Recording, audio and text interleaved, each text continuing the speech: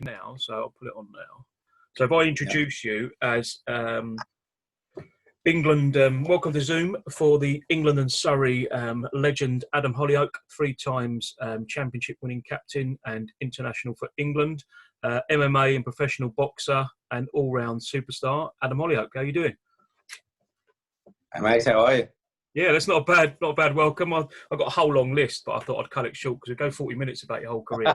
But yeah, it's really nice to speak to you. I mean, I've been talking to a few cricketers like Joe Denley, Mitchell Claydon and Heino Kuhn, like, who play for Kent, Sussex, and Joe Denley plays for England. Just have a chat to cricketers, past and present, about in this weird kind of strange kind of place in England as we've got lockdown. I mean, Australia, because I've got relatives in Perth, it's not hit as bad, has it? But you've still had to have kind of like lockdown. So what's it been like for you?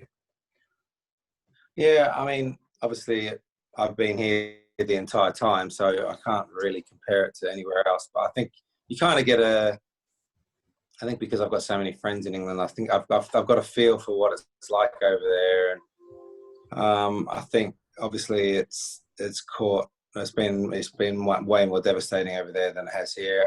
I don't know a lot about the corona disease or what causes it. I've got a feeling that the heat might be an issue because obviously it's subtropical where I live on the Gold Coast, so I think that's probably helped us avoid it. I think the other day we went down to 0 cases, and I know Western Australia's 0 cases. I think there's some hot spots in Sydney and down in Melbourne, but I think overall we've escaped it mainly because of the climate and also, but we've still had to abide by the the isolation laws purely because of the fact if we just carry on doing what we would want to do and ignore the rest of the world and said it's not here, well, it soon would have been. So if they'd allowed people to go off travelling and then bring it back. So I think we've been hit by definitely I've never seen anything like the isolation laws that have been enforced out here,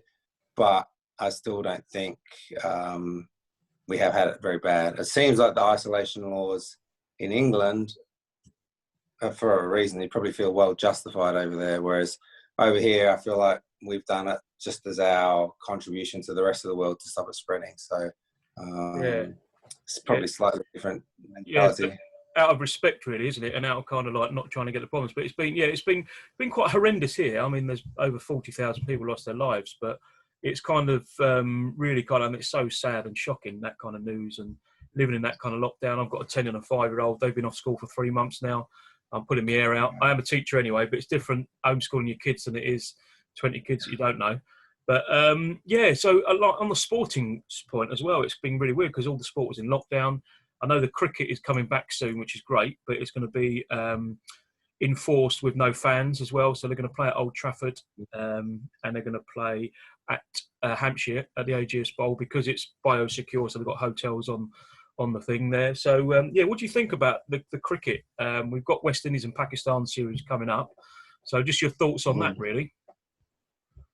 Well, if you're talking about the fact that they're playing it under those conditions, I probably got as much idea as anybody else. It's like I've got no idea how that's going to work. Obviously, they've thought it through. People way more intelligent than myself. It'll be interesting. I mean, I've been watching the UFC today, and I've been watching them behind closed doors, no crowd. So it's an interesting fact. I mean, from a player's perspective, it'll be quite unique, and then mental skills required to get yourself, into the, aroused enough to be able to perform at your peak. So often the crowd helps you with your concentration and adrenaline and what have you. So it'll be pretty surreal type of environment when you're playing either a one-day international or a test match with nobody watching. That's going to bring its own mental challenges in itself to the forefront. Yeah, definitely. Because like the cricketers I've spoken to, like Joe Denny said, it's so frustrating because they had to do training on their own.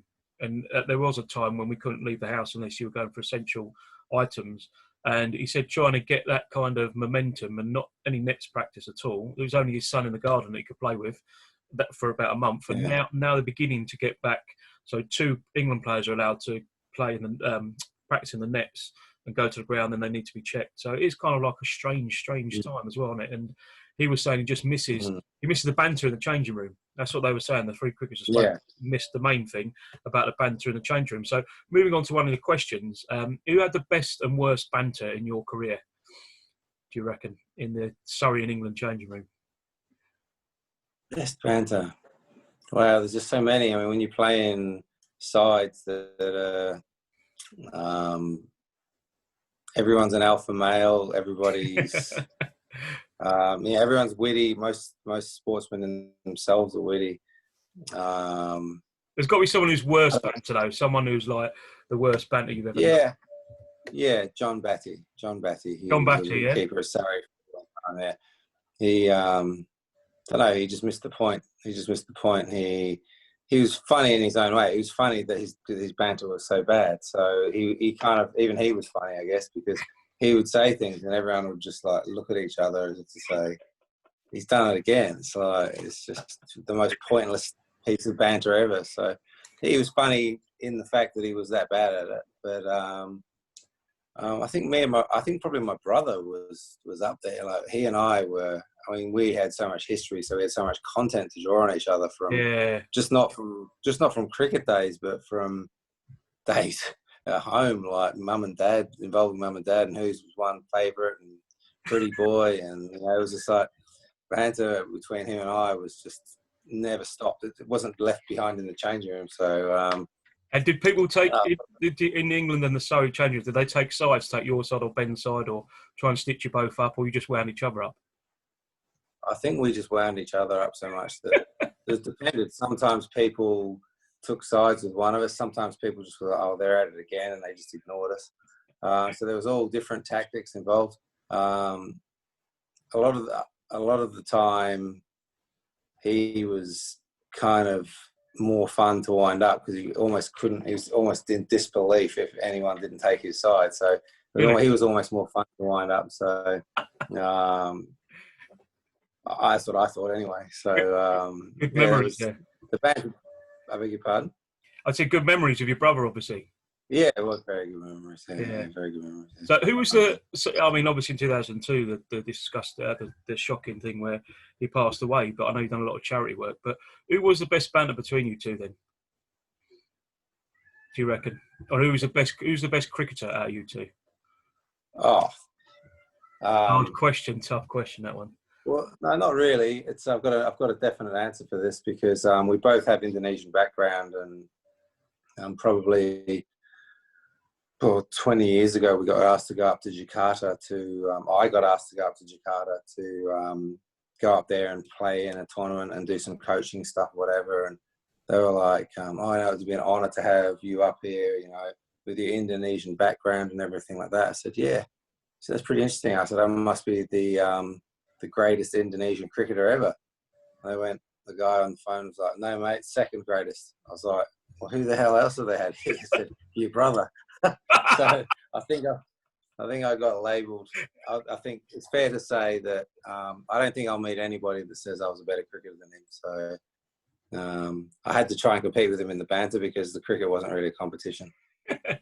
Fair play. But it must have been, just touching on that connection between brothers, it must be like a dream to play with each other and play for, banter aside, playing for England must have been unbelievable, especially being born in Australia. And we know how much the Aussies and the Poms like to get at each other. So you must have had a bit of a dream world where you were born in Australia but playing for England. So when you played Australia, I mean, the sledging must have been unreal. I mean, it must have been fantastic as well. I mean, it's fair to say the Australians, I mean, I live out here now, it's fair to say that I don't think there's anything more unpopular in the world than an English cricketer. They genuinely, I'd say if there's three men on a firing line, taxman, parking inspector, and an English cricketer, I know who's getting the bullet first. So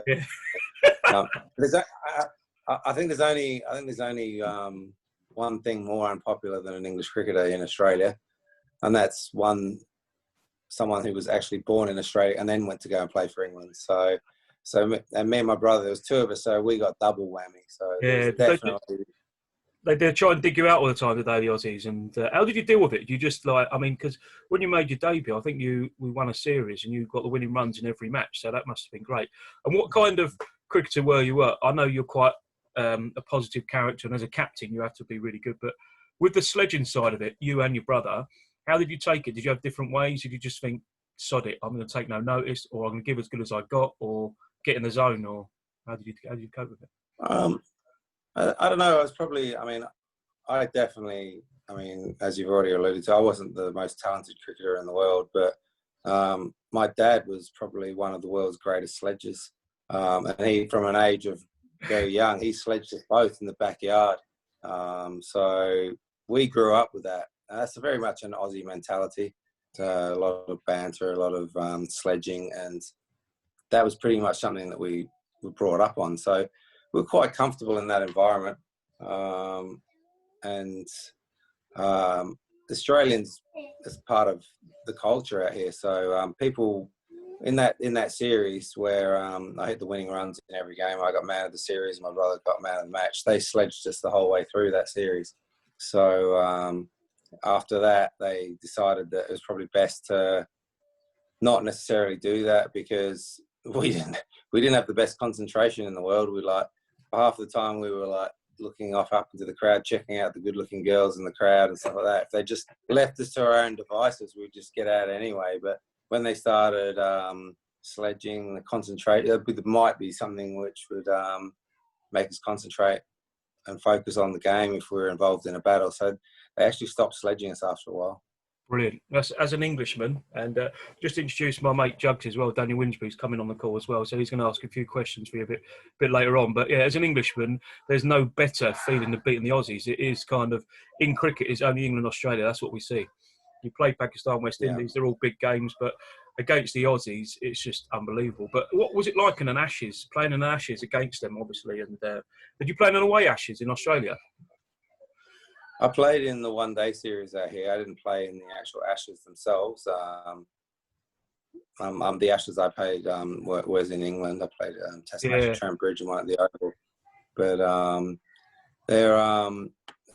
they're massive events, aren't they? You know, every Test match, people remember every detail of every Ashes game. So they're huge. When you're involved, you know that you're involved in something historical. You can feel it's something special.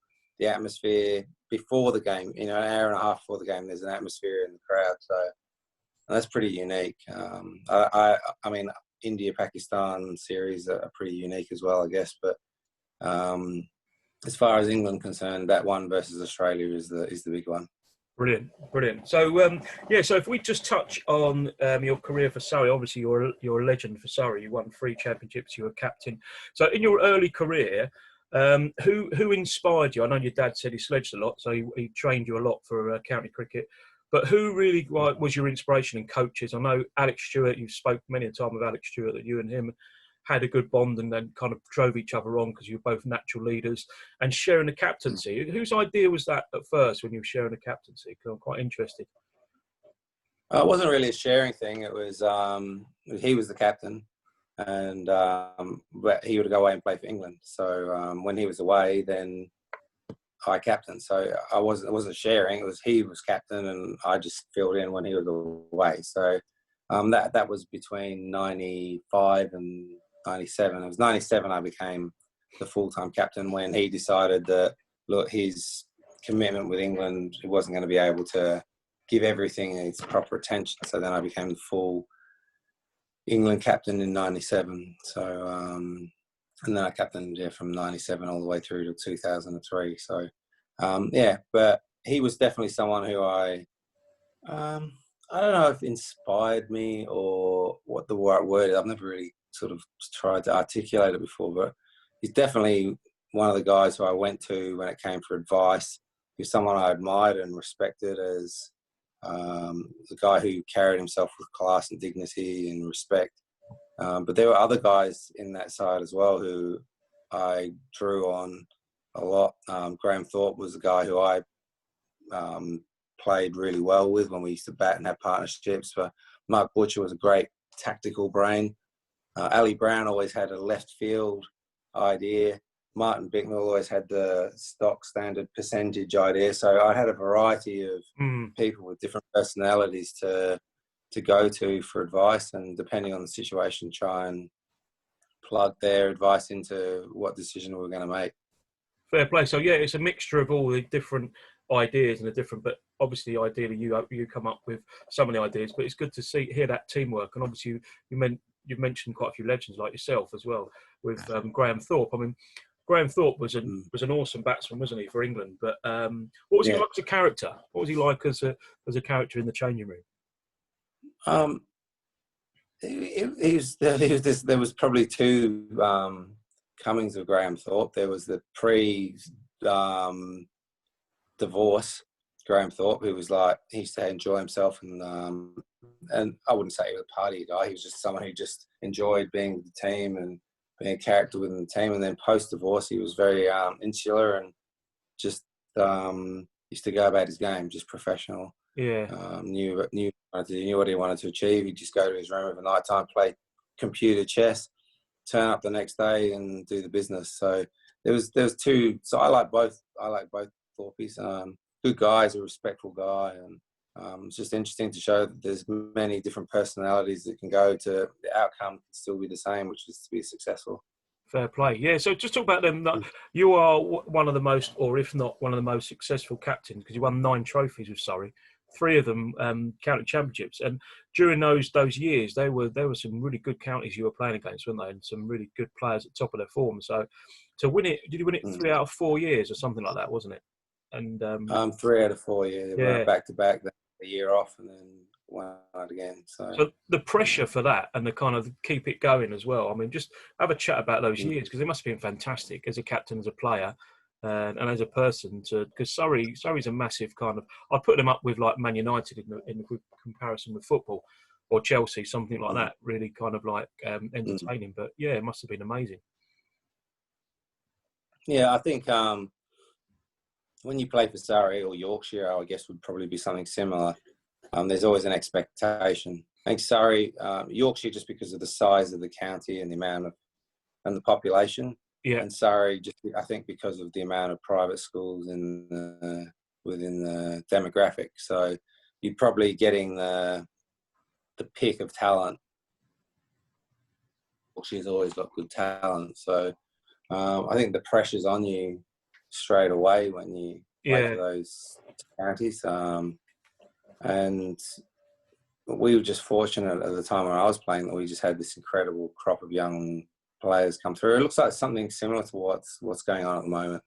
So it was just, we didn't know how to win before 1996. Then we won the Sunday League, and then started to get some momentum and started to work out what we had to do to win games and to be successful. And then that just sort of snowballed. And then 96 was the Sunday League, 97 was the Benson Hedges, which would probably be deemed to be a better competition than the Sunday League, and then finally 99 the Championship, and then to go on and do that a few times. And we're probably the best thing. I mean, everyone goes on about the 9 trophies in 7 years, but I think the better record than that is the fact that we were always in the hunt. So we were always making semi-finals. We were always there in the last game or two with a chance to win the championship. So I think 98 we lost the last game against Leicestershire, and we could have won the championship that year. Yeah. 2001 when we didn't win it, we were basically the last couple of games rained, which sort of affected our chances to win it in 2001. Obviously, we won it in 2002 and 2003. We went down again to the last game or two. So theoretically, although we won it 3 times, we could have, if we had taken our chances, and I'm not blaming anyone, or we could have actually, we were there or thereabouts, we could have won it 6 times in a row. So, but we weren't quite good enough to do that, but we were there. What I'm saying is the consistency on top of the fact we won 3, there was that we gave ourselves a shot the 3 other years in between. So, so it was a really consistent time of play for us.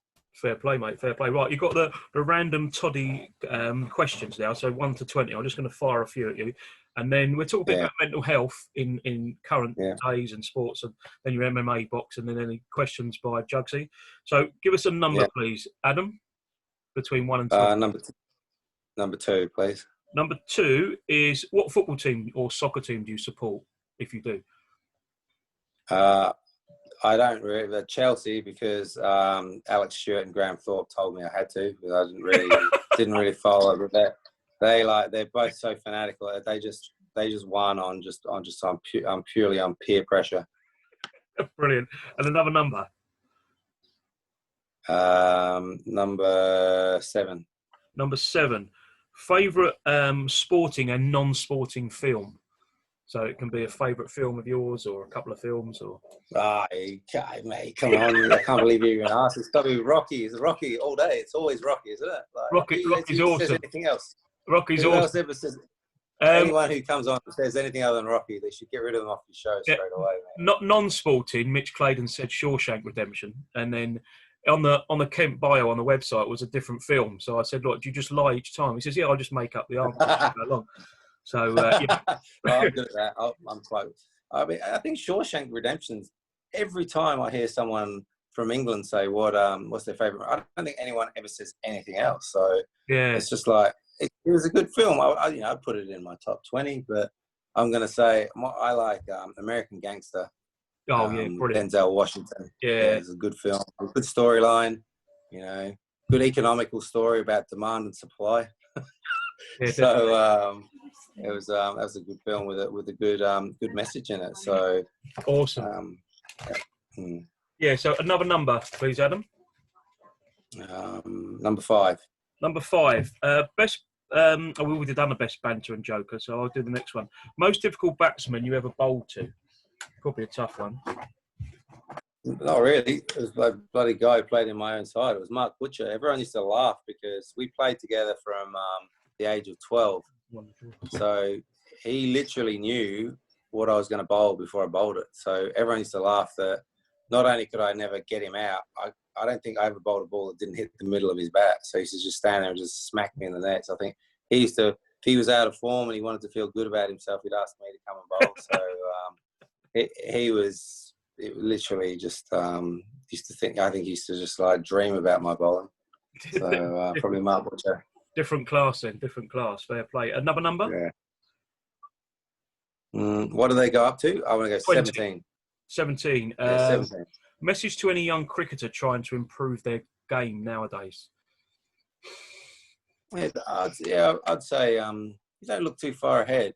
Just try and stick to the basics and practice those, and be strict with yourself. Don't start looking about, if you're young, don't start thinking about playing for England or whatever. Just think about your next game.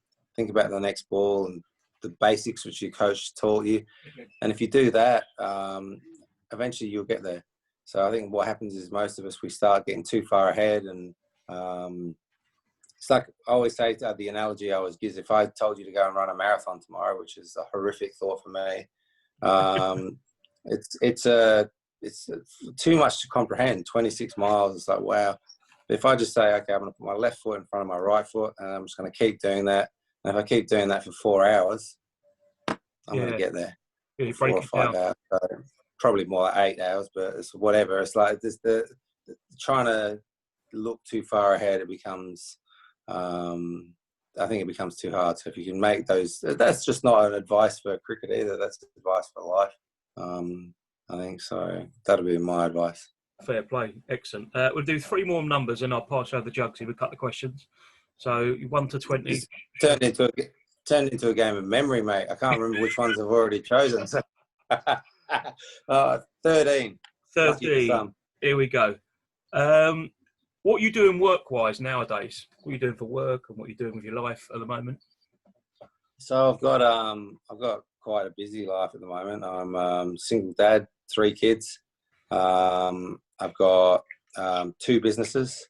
One which is a solar energy company. I'm looking to actually put solar on all the roofs of all the stadiums in the UK, and another social media company which is basically an opportunity for fans to speak to their favourite sports star.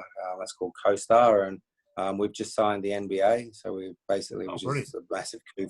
We've got the UFC on board. We're now looking to come to England. I was speaking to the PCA last night, so hopefully we'll be getting all the cricketers on there as well. So opportunity for fans to speak to their favourite sports people. Awesome. I might be talking to you about that. But yeah. So a couple more questions, a couple of numbers. 17. 17. Okay. So worst dressed players in your career. Worst dressed players. Oh, geez, there's so many. It's like anyone who sees my social media, the guy I'm living with at the moment he's a musician. He's probably the best dressed, but I've got terrible taste in clothes. So not terrible. I know I've got bad taste, so I don't get fancy with it. I don't try. If you know you can't dress, then don't start trying to be fancy. Just do the basics. So I'm like blue jeans, black t-shirt, blue jeans, white t-shirt. Nothing fancy. Don't try and get out of your station. I'm not trying to go and wear like Dame Edna sunglasses or trying to wear like flares or trying to get fancy with it. Just do the basics and don't try and get, too far ahead of yourself. So I would say I'm the worst, but you will never see that because I don't venture outside the jeans and the white t-shirt or the black one as I'm wearing, as I'm donning here tonight on your show. Brilliant. Right, so 2 more numbers. Just throw any number. Have I had a 12? 12. Thoughts on the current England team, and what was your views when they won the World Cup, and where did you watch it? The current World Cups, the current England side are fantastic, I think. The one-day side especially. But the World Cup was next level. I think it was we went into it expecting them to win it.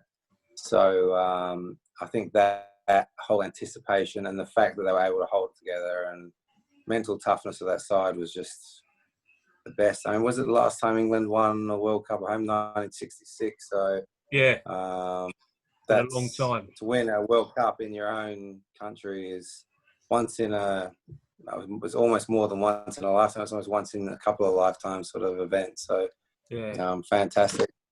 Especially the way the match went as well with that last super over, and then the ball hitting Stokes' bat as well, and him almost dead on his legs and winning it in the last by like 1 run. Just fantastic. It really caught the imagination, not of just like cricketers, but kids around schools as well. Yeah, it's probably one of the greatest games of cricket ever, let alone a World Cup final. So if that had been the third game of a 5-match series, you'd say that's the greatest game of one-day cricket ever. So, and to do it in a Lord's final, a home Lord's final, a home World Cup final at Lord's. Who writes those scripts? It's like if you told someone, "This is what I'm going to make a movie about England playing the World Cup at home, and they're going to be almost out of it with 4 or 5 games to go. They're going to come back. They're going to get into it, and then the game's going to be tied." And there's going to be a super over, and that's going to be tied, and they're going to win it off the last ball. People would say, "Come on, mate, that's a ridiculous script. Too unbelievable. You're making it up." Yeah, it's a dream. It's a dream. Brilliant. One more number, and then we're going to pass you over to Jugsy. 19. 19. What about cricket highlights? It's probably too many, but sporting or cricket highlights, you can involve your professional boxing, MMA as well in that. So give me 2 or 3 sporting highlights, real highlights to you. Winning the championship in 1999 with Surrey, because I'd grown up with those group of individuals from the age of 12. So, and that had been something in which we'd tried to achieve. So for a decade, we'd been trying to do that. Maybe longer, because we'd started like 12, and that was our ultimate goal. And so that sort of supersedes anything else I've achieved in sport, because I had achieved some good stuff as an individual sportsman, as a cage fighter and as a boxer. But when you win something as a team, and especially when they're your close mates, those guys like Mark Butcher, Martin Bicknell, Ali Brown, Graham Thorpe, Alex Stewart, all those guys I'd grown up with. I've grown up with those guys. They're my childhood mates. We used to go around and hang out together, like outside of cricket. So to do that and achieve that with that group of individuals we drank a lot of beer. I bet you did. So deservedly so. The winning was the satisfaction of winning it, and then the party afterwards was something I'll never forget. And then I think in '97, we won the Sharjah trophy at Sharjah with England. That was slightly different because that was an underdog story. The main, Goffey didn't play, Caddick didn't play, Atherton didn't play, so they sent us out there because they'd had such a busy international schedule. But we were sent out to lose, not to lose, but we weren't sent to lose, but we weren't expected to win. We're going into those who hadn't played for England, and but we went there and we just fought, and to beat India and Pakistan out there in those conditions, and that's with that team was one of the best underdog stories of all time. So that'd definitely be up there. Awesome. Right, so that's it for them questions. You're off the hook now. So I just pass you over to Daniel Winsbury, Aka Jugsy, and I think he's got a few questions for you. Go on, Jugsy. Yeah, the floor's yours. Good morning, Adam. Great to be talking to you on this Sunday morning. How you doing? Good man. Morning, Jugsy. How you going? Yeah, good. You can probably guess why I get the nickname. I was I was thinking before you came on. I was like, I wonder why they call him Jugsy, and then as soon as he came on, I'd worked it out, mate. It's for his good looks, no, mate. It's great to be talking. Good looks. Yeah, that's what it is. It's great to be talking to you, really. I just want to say, a privilege, really, to be talking to you on the Sunday morning.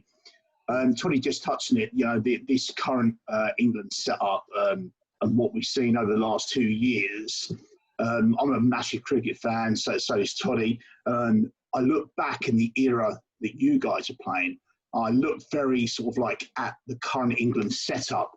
I see a lot of similarities in players, in performance. Do you recognise that from your time with the England guys to what the current setup is now? Not really, because I think they've been more successful. It's my time with England was strange. It was we were like constantly changing. I feel like we never had the settled side, but if I look at that side now, I feel like it's anytime you become a great side, the side's settled. That's one thing that's consistent. So if we go back and we look at the West Indies in the 80s and the early 90s, not only can I tell you the team, I can tell you the batting lineup. Because if we look at the Australian side, the great Australian side of the mid-90s, not only can I name the team, I can name the batting lineup. It's that stable. And that's kind of the same with England in one-day cricket now. It's like, the batting lineup, what, who's going to bat where, who's going to do what. It's no surprise. There's no surprise to the opposition, but they're just good. Yeah. So, and I think they're settled.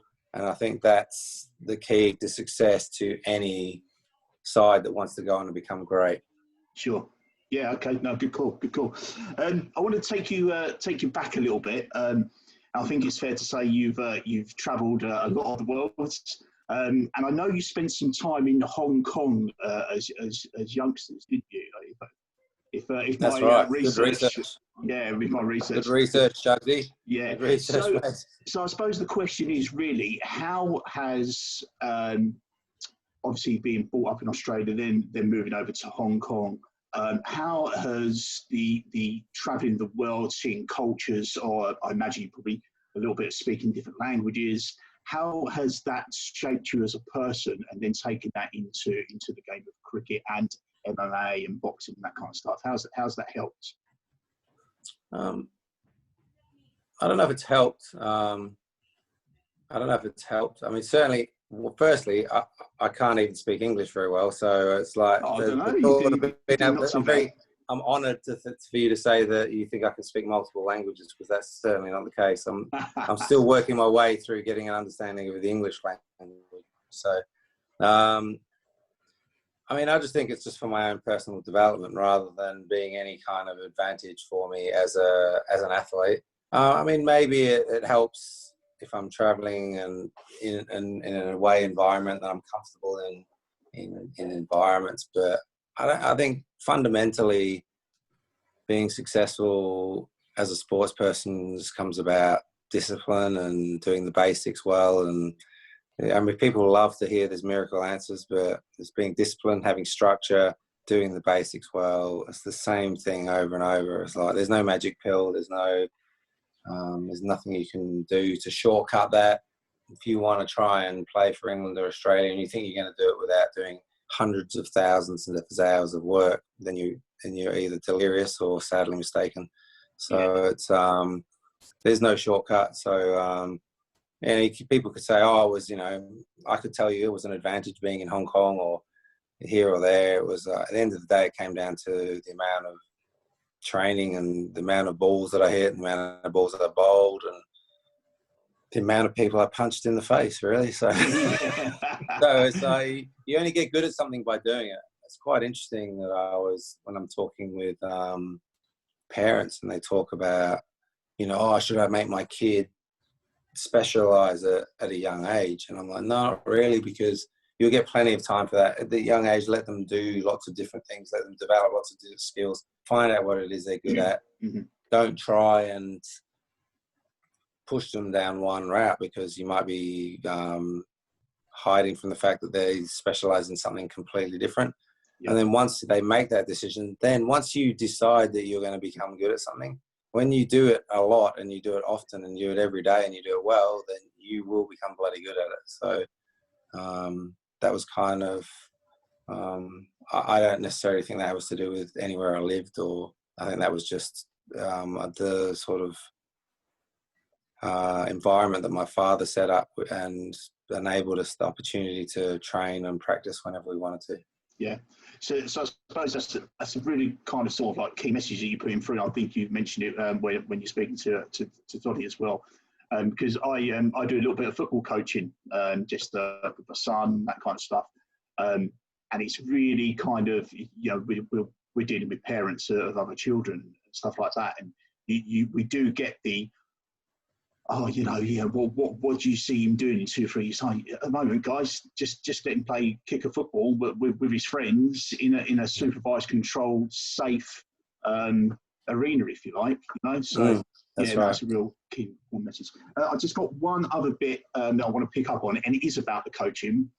So obviously, I know you got involved in coaching, and I think you were doing something with the Lions as well. Is that still going?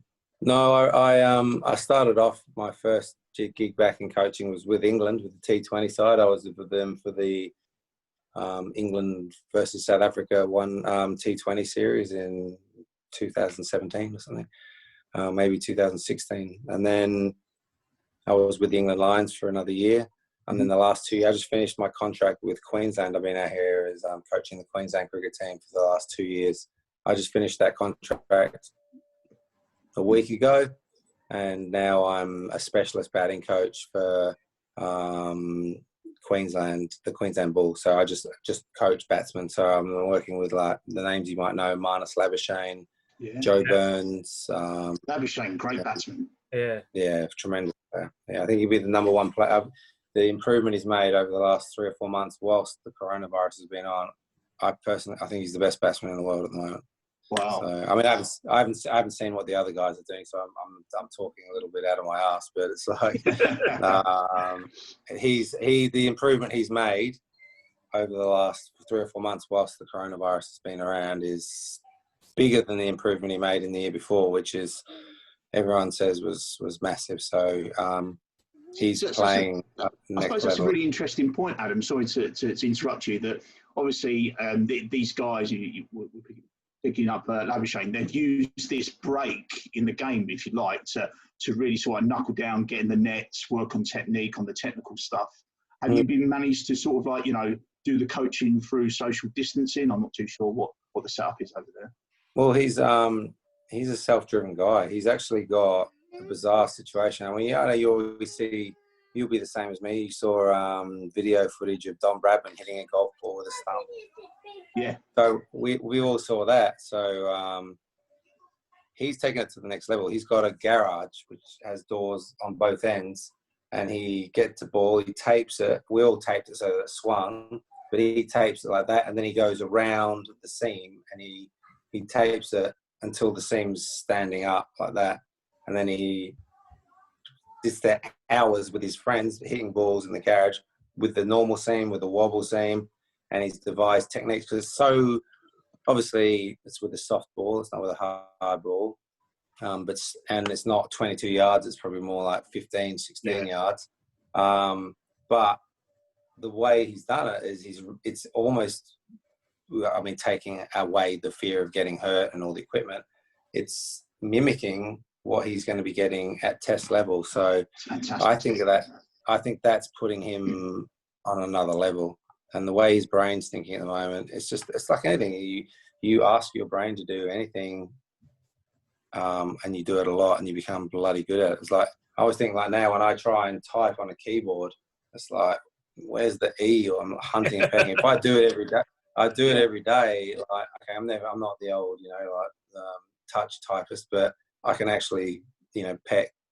So it's the same thing. Your brain's processing it quickly, and you're doing things subconsciously. He's now doing some incredible stuff subconsciously. So that's worrying. Good insight. Thank you. It's really good insight. It's great. Awesome. Cheers, Jugsy. Thanks, Adam. We've got a few more minutes left, and then what we'll do is I want to talk about your charity stuff. I've done a bit of research, and obviously after the shocking death of your brother, you decided to get involved in charity work. The Chase Hospice Care for Children, 2003, undertook the journey. I think it should be more called the Devil's Journey, because you went walking from Edinburgh, then sailing the English Channel from Brighton to Dieppe, which is enough for anybody. Then you rowed from Dieppe to Gibraltar, and then finally rowed from Gibraltar to Tangiers.